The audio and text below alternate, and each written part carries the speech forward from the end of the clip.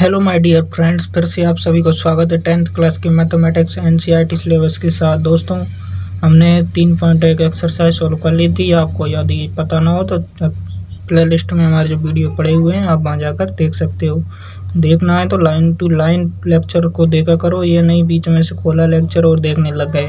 इससे आपको समझने में थोड़ी प्रॉब्लम होगी। हम आपके भले के लिए ही सोच रहे हैं दोस्तों, कोई गलत सलाह आपको दे नहीं रहे हैं। प्लेलिस्ट में आपको वीडियो लाइन से मिल जाएंगी, आप वहाँ जाकर लाइन टू लाइन लेक्चरों को देखा करो। तो दोस्तों, शुरू करते हैं। आज की जो सभा है उसमें एक्सरसाइज 3.2 का सॉल्यूशन आज हम देखेंगे कि पहला क्वेश्चन है, कक्षा 10th के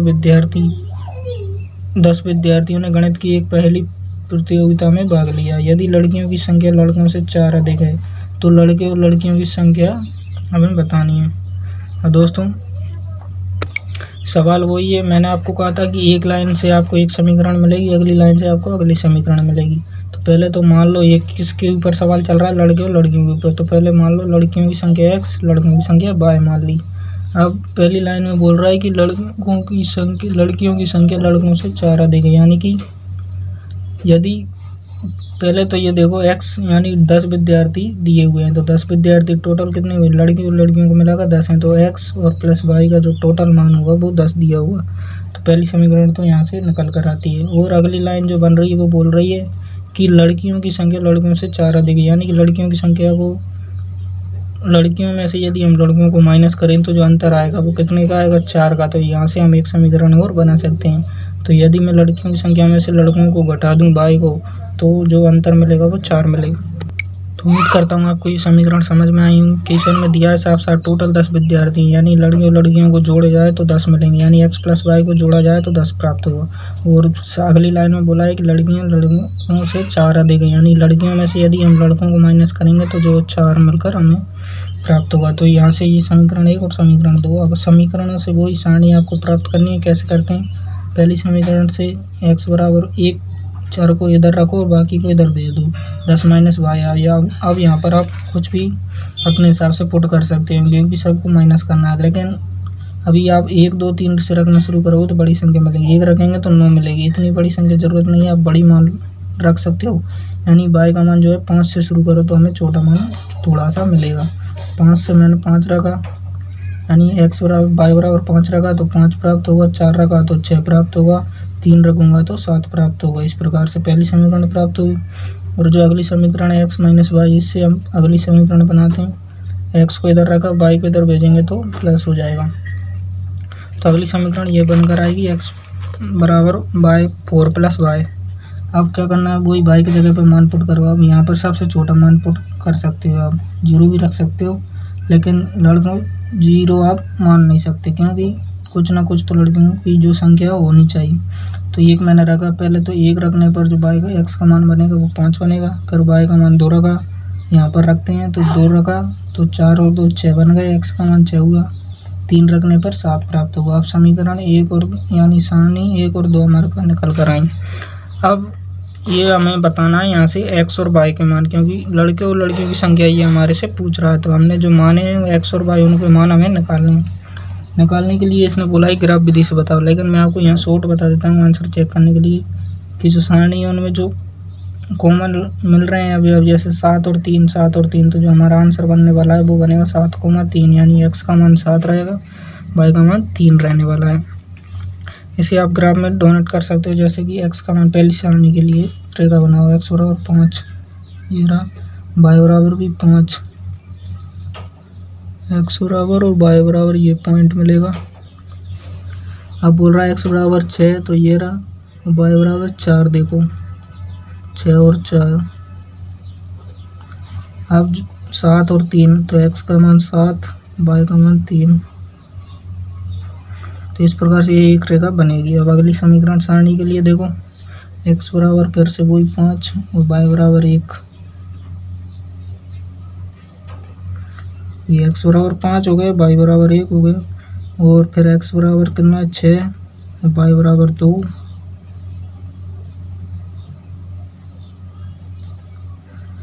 ठीक है, और फिर 7 और 3, ये वाला पॉइंट, ये पॉइंट जो है यहाँ पर बनेगा थोड़ा सा नीचे, 6 और 2। तो अभी ये रेखाओं को जब हम मिलाएंगे इस प्रकार से, तो जहाँ पर ये कटेंगे वो ही हमारा x और y का मान होगा। तो ये यहाँ पर ये पॉइंट है वो है 7,3। तो जो x और y का मान है वो निकल कर आए 7,3। तो हम बता सकते हैं x का मान क्या था, लड़कियों की संख्या, तो लड़कियों की संख्या जो निकल कर आई वो कितनी आई 7। y का मान जो हुआ यहाँ से 3 प्राप्त हुआ। तो लड़कियों की संख्या 7 है और लड़कों की संख्या 3 है। अब आप क्वेश्चन भी मैच कर सकते हो। यहाँ से देखो लड़कियों की संख्या लड़कों से 4 अधिक है, यानी कि लड़कों की संख्या 3 है तो लड़कियों की संख्या 3 अधिक है, यानी कि लड़कों की संख्या 3 है, लड़कों की 3 है तो लड़कियां इनसे 4 अधिक हैं, तो 4 इसमें ऐड करोगे तो बराबर 7 आपको प्राप्त हो सकता है लड़कियों की संख्या सीधा। तो इस प्रकार से हमारा जो आंसर है वो हम चेक कर सकते हैं वापस से क्वेश्चन को मिलाकर। यदि आपको ग्राफ में प्रॉब्लम आती है तो हमारी जो बेसिक प्लेलिस्ट है उसमें आप ग्राफ के बारे में नॉलेज, किस प्रकार से संख्याओं का निरूपण किया जाता है, वो आप हमारे प्लेलिस्ट बेसिक में जाकर देख सकते हो। वहाँ से आपको क्लियर हो जाएगा ग्राफ में क्या से क्या प्रदर्शित करते हैं, एक्स और वाई के मान कैसे निकालते हैं। अब जो अगले वाला क्वेश्चन है वो बोल रहा है कि रेखाओं की प्रकृति बताई। तो मैंने आपको बताया था ये प्रकृति ज्ञात करने के लिए 3 पॉइंट होते हैं, या तो प्रतिच्छेद करेंगी, या संपाती होंगी, या समांतर होंगी। तो देखो कंडीशन मैंने आपको फर्स्ट वाले लेक्चर में बता चुका हूँ, यदि आपको पता नहीं तो आप देख सकते हो। A1/A2 निकाला 5/7, B1/B2, ये A1x plus B1y plus C1 बराबर 0, ये A2x plus B2y plus C2 बराबर 0। ये समीकरण A1/A2 यहाँ से तुलना करके हम A1/A2 B1/B2 C1/C2 हमने निकाल लिया। अब हमें दिख रहा है कि A1/A2 इसको यदि काटे तो ये मिलेगा -2/3, और इसको नहीं कटेगा तो A1/A2 does not equal B1/B2 does not equal C1/C2। जब ये कंडीशन होती है तो रेखाएं जो हैं प्रतिच्छेद करेंगी और अद्वितीय हल प्राप्त होगा, यानी कि एक केवल और केवल एक हल जो हमें प्राप्त होगा, यानी x और y का ओनली और एक मान हमें प्राप्त होगा जो कि करेक्ट होगा। ये वाली कंडीशन पर ही हमें सॉल्यूशन प्राप्त होता है। अगला पॉइंट इसका ये बोल रहा है A1/A2 क्या बनेगा इसका, और देखो 9/18, तो ये कट कर 9 दूनी 1/2 बनेगा। और B1/B2 देखा जाए तो 3/6, ये भी 1/2 बनेगा। C1/C2 देखो 12/24, ये भी 1/2 बनेगा। ये तो आपको निकालना आता ही होगा। A1/A2 किस प्रकार से निकालते हैं मैंने बताया, ये इस प्रकार से ये समीकरण होती हैं। इनमें A1 B2 A1 B1 C1 ये छुपे होते हैं। चिन्हों के साथ हमें यहाँ पर लेने हैं, क्योंकि हम जो मानते हैं वो पूरी पॉजिटिव मानते हैं। यदि यहाँ नेगेटिव आता है तो नेगेटिव साथ में लिया जाता है। तो अब हमने देखा कि A1/A2 बराबर है B1/B2 के, बराबर है C1/C2 के। तो ये वाली कंडीशन होने पर जो रेखा है वो संपाती प्राप्त होती हैं, यानी कि समांतर, यानी कि संपाती रेखाएं प्राप्त होंगी। संपाती रेखाएं प्राप्त होने पर अनेक हल प्राप्त होंगे,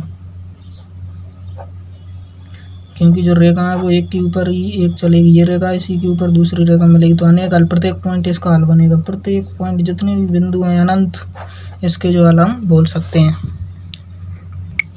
इसी प्रकार तीसरा पॉइंट है, इसके चेक कर लो। A1/A2 6/2, B1/B2 -3/1 माइनस का, और जो C1/C2 बनने वाला है वो बनेगा 10/9। इसको काट के देखो 2 से 3, तो ये बनेगा 3/1, ये 3/1, और ये तो फिर कट ही नहीं रहा 10/9। यानी कि इससे क्या हुआ कि ये तो बराबर है और ये बराबर नहीं है। तो A1/A2 बराबर है B1/B2 के, लेकिन जो C1/C2 वो बराबर नहीं आ रहा। तो ये वाली कंडीशन आने पर रेखाएं जो हैं क्या होती हैं, समांतर। आपको पता ना हो ये वाले 3 प्रतिबंध जो हैं वो मैं फर्स्ट वाले लेक्चर में बता चुका हूँ कैसे आपको पता करना है। तो रेखाएं जो हैं यहाँ पर समांतर होंगी, समांतर रेखाएं प्राप्त होंगी। जो अलग हुआ इनका कोई हल प्राप्त नहीं होगा, क्योंकि जब ये रेखाएं कटेंगी ही नहीं तो इनका जो हल है वो कहाँ से प्राप्त होगा। रेखाएं जब प्रतिच्छेद करती हैं वो वाला बिंदु हमें निकालना होता है। अब देखते हैं तीसरा वाला क्वेश्चन। तीसरा वाला बोल रहा है कि अनुपातों की तुलना से बताइए निम्न में ये संगत हैं या असंगत। संगत कब होंगे और असंगत कब होंगे?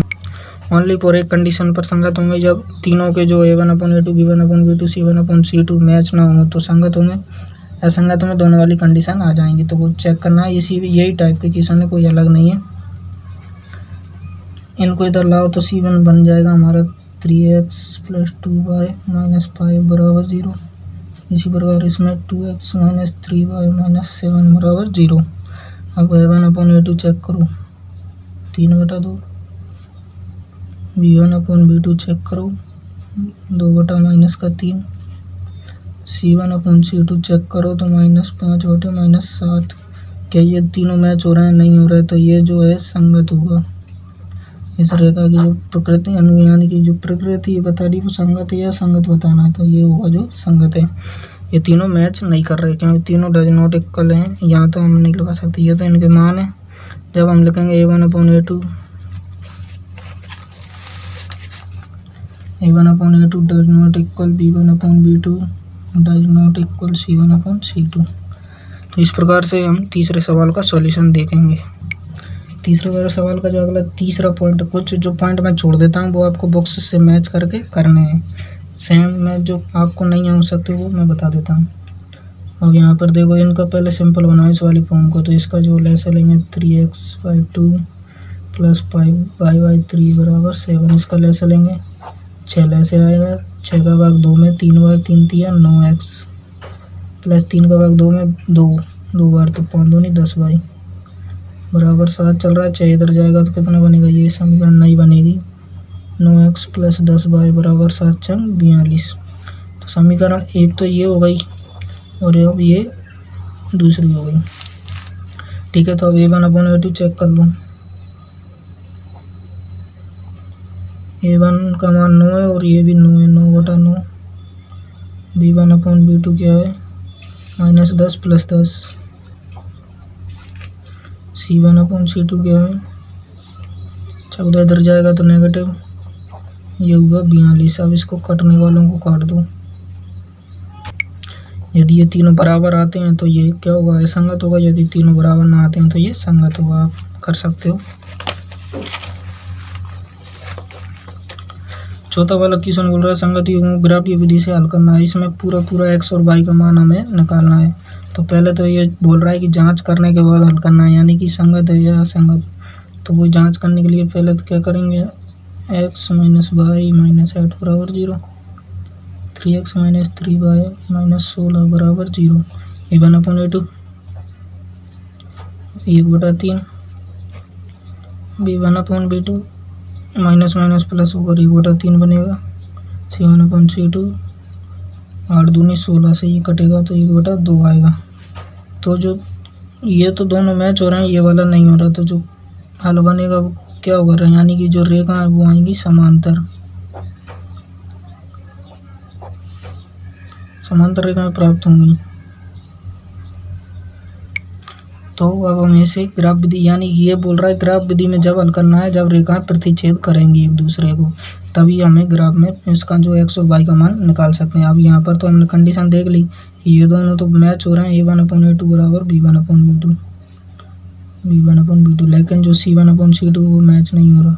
तो ये वाली कंडीशन, रेखाएं प्रतिच्छेद यानी रेखाएं समांतर होंगी, प्रतिच्छेद नहीं करेंगी तो हमें हल प्राप्त नहीं हुआ, इसलिए इसका हम ग्राफ विधि से हल नहीं कर पाएंगे। तीसरा वाला पॉइंट है, इसको चेक करो। पहले जांच करनी है, उसके बाद उसके हल निकलते हैं तो निकालेंगे, वरना छोड़ देते हैं। A1/A2 2/4। B1/B2 1/-2।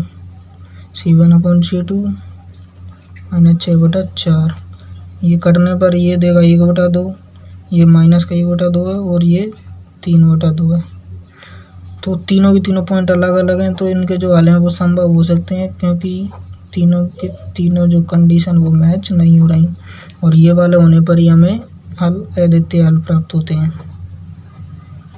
और जो रेखा वो है संगत है ये। तो अब इसको ग्राफ विधि से हल करने के लिए वही समीकरण हो गए, हमें सारणी प्राप्त करनी है, कैसे करते हैं वो देखो, यही करना है। एक चर इधर रखना है, बाकी सब पक्षांतरण करना है। यहाँ पे मान पुट करना है आपको अपने हिसाब से जो भी आपको उचित लगे, और इसी प्रकार दूसरी सारणी आपको बनानी है। 2 सारणियाँ आने के बाद आप ग्राफ में किस प्रकार प्रदर्शित करते हो, तो मैं आपको ग्राफ नहीं बताऊंगा अभी, यहाँ पर ये आंसर मैं बता रहा हूँ कि यहाँ पर आप सारणी में देख लिया करो, जो अंक मैच हो रहे हैं वो इनका आंसर बनेगा। यहाँ पे 0 6 0 2 है, 1 4 है, 1 0 है, 2 2 जो है वो दोनों में कॉमन है, तो जो x और y के मान निकल कर आएंगे वो ये आएंगे 2,2। तो इस प्रकार से आप सॉल्यूशन निकाल सकते हो, ग्राफ आप बना सकते हो इसका। 5वां क्वेश्चन है कि एक आयताकार भाग है जिसकी लंबाई चौड़ाई से 4 मीटर अधिक है, और जो अर्ध परिमाप है वो 36 मीटर है। तो इसकी जो लंबाई और चौड़ाई है वो हमें ज्ञात करनी है। लंबाई चौड़ाई से 4 अधिक, यानी कि लंबाई चौड़ाई से 4 अधिक है। जब हम लंबाई को मैंने माना x और चौड़ाई को मैंने माना y, तो लंबाई से चौड़ाई से अधिक, यानी कि लंबाई में से यदि मैं चौड़ाई को माइनस कर दूं तो मुझे 4 का डिफरेंस यहाँ पर मिलने वाला है। इसी प्रकार अगली जो समीकरण बनेगी वो बोल रहा है कि ये अर्ध परिमाप, यानी कि परिमाप बटा 2 बराबर है 36। वो यहाँ पे मैं कर रहा हूँ। पहला देखो, माना कि आयताकार भाग की लंबाई x है, चौड़ाई y मान ली, ठीक है। अर्ध परिमाप दिया है इसने 36, यानी कि परिमाप का आधा कर दिया, अर्ध परिमाप आ गया 36। अब परिमाप क्या होता है, तो पहले उसे छोड़ो, पहले कंडीशन 1 यानी समीकरण 1 बनाओ एक लाइन से। पहली लाइन यहाँ समाप्त होती है, यहाँ से आपको एक समीकरण प्राप्त हो जाएगी, यानी कि लंबाई जो है चौड़ाई से 4 अधिक, तो लंबाई में से चौड़ाई माइनस कर दो, लंबाई में से चौड़ाई जो है माइनस करोगे तो अंतर मिलेगा 4 का, यहाँ क्वेश्चन में बोला है। x माइनस वाई करने पर 4 मिलेगा, लंबाई चौड़ाई से 4 अधिक इसलिए। अब दूसरी कंडीशन बताई कि परिमाप जो है क्या होता है। पहले तो परिमाप पता होना चाहिए आपको। आयत का परिमाप होता है 2 कोष्ठक लंबाई प्लस चौड़ाई। तो परिमाप का फॉर्मूला ये है, तो इसने बोला है तो परिमाप, तो ये तो परिमाप की जगह पे मैंने यहाँ पर ये समीकरण बनेगी दूसरी वाली। परिमाप की जगह पे मैंने परिमाप का फॉर्मूला पुट किया, बटे में 2 है, 36 बराबर में है, 2 से 2 कैंसिल। लंबाई और चौड़ाई को क्या माना है, x और y, तो x प्लस वाई बराबर 36। समीकरण दूसरी आ गई, ठीक है। समीकरण 1 तो हम निकाल चुके हैं, समीकरण दूसरी आ गई। समीकरण 1 और 2 से वही क्या करना है, x और y के मान। तो यहाँ पर इसने ये नहीं बोला कि आप ग्राफ विधि से हल करो, तो मैं आपको सिंपल सा बिना ग्राफ के इसका सोल्यूशन बताता हूँ।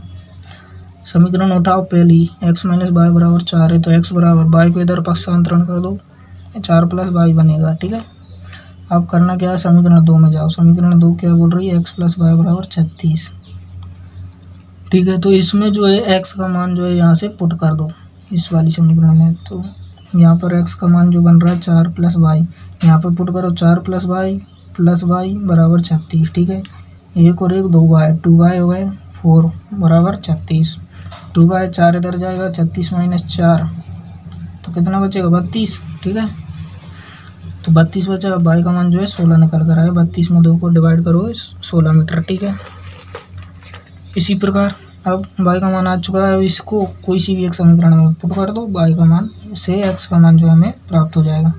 4 प्लस यहाँ पर पुट कर दो, एक्स का मान डायरेक्ट निकल कर आएगा, 4 प्लस बाई का मान 16, 4 20 मीटर, एक्स का मान जो है 20 मीटर प्राप्त आया। यही हमें पूछना था, एक्स और बाई की जो बीमा है हमसे पूछ रहा था ये। तो एक्स की 20 मीटर बीमा, यानी कि एक्स क्या है लंबाई, तो लंबाई आई 20 मीटर और चौड़ाई क्या आई हमारे पास 16 मीटर। इस प्रकार से दोस्तों उम्मीद करता हूँ आपको समझ में आया हो। धन्यवाद। आज के लेक्चर में, अगले लेक्चर में जो क्वेश्चन है उनको हम देखेंगे।